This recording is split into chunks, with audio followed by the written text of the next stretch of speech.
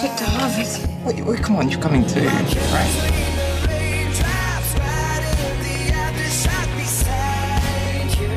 Keep in touch, okay? Now it's pregnant. Weird goodbye to the weird.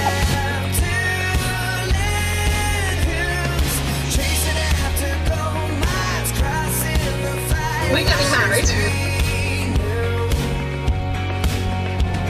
No matter where you are, or who you with, I will always, truly, love you.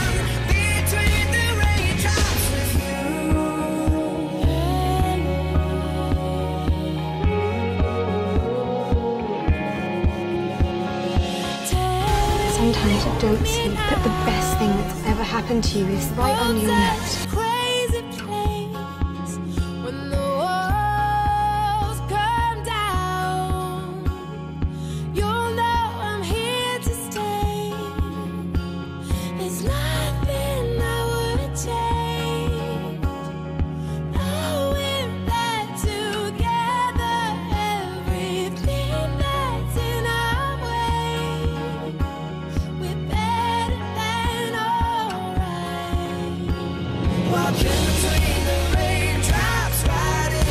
I'm tired of waiting, and it feels good with him.